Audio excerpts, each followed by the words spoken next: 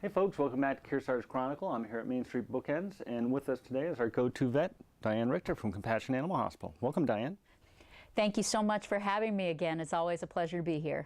We got some interesting things to talk about today. Yeah, this is one of my favorite subjects.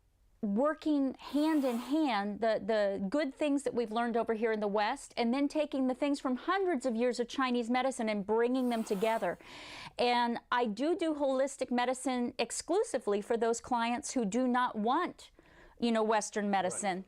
Right. But, you come to me, you're going to get kind of an integrated approach, which I think is healthy. So tell me more about this herbal therapies. It's not what they practiced back in the 60s in California, is it? No, they're definitely not the herb treatments of the 60s, although I understand in California they're approaching that more and more. It's interesting. Many people think that herbs are really safe, natural, okay? Arsenic came from plants, all right? Cyanide came from plants. So you really need to know what you're doing. You need to go and see a veterinarian that understands herbs, that really is going to take the time. And the other thing that you need to know is that Eastern medicine is a slower, more gentle process. So you have to be patient. It's not a McDonald's answer. It's not going to be done tomorrow. We have to work together to really be patient to let the herbs have time to work. But yes, the herbs are a wonderful approach, and you need to definitely go somewhere where they do a very good Chinese exam, understanding the anatomy of the animal and gaining information that we just don't get in a normal Western exam, and then applying that with the herbs. Wow, that's pretty interesting. Chiropractic, a lot of times I will integrate chiropractic medicine in so that we can help with all those little subluxations along the back and really try to get the body's own innate healing to help. And that's really important to me. So we have two different lasers at Compassion Vet. I have a surgical laser that I use. That one does have a kill setting.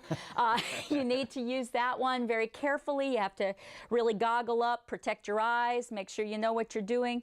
But it sears the nerves and it sears the blood vessels so that you have less bleeding, quicker healing, and less pain.